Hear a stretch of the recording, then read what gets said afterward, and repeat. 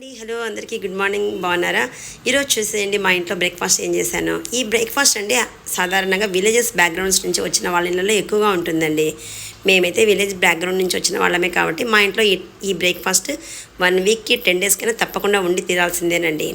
ఈ బ్రేక్ఫాస్ట్ అనుకుంటాం కానీ చాలా బాగుంటుందండి చపాతీలోకి పక్కన ఎర్రగడ్డ కారం అని ఆ రోజులలో పిలిచేవాళ్ళము ఇప్పుడు మరి అట్లాగా పిలవకోకుండా ఆనియన్ పచ్చడి ఆనియన్ రెడ్ చిల్లీస్ పచ్చడి అలా అంటున్నాము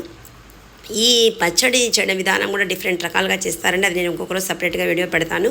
ఈ చపాతీలు కూడా చూడండి కాల్చే విధానం కూడా ఆయిల్ అప్లై చేసి అలా ట్రయాంగిల్ షేప్లో మనము ఫోల్డ్ చేసుకున్న తర్వాత వాటిని రెండు వైపులా బాగా అలా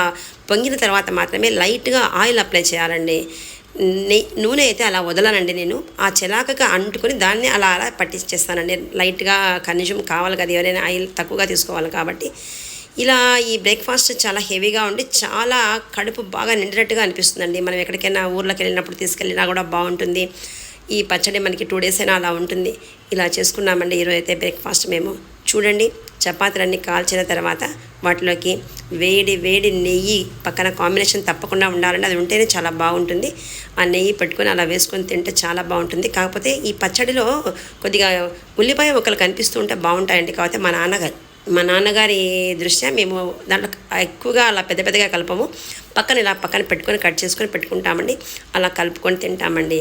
ఇవి చూసి ఎంతమంది మీ ఇళ్ళలో ఇలా చేస్తారు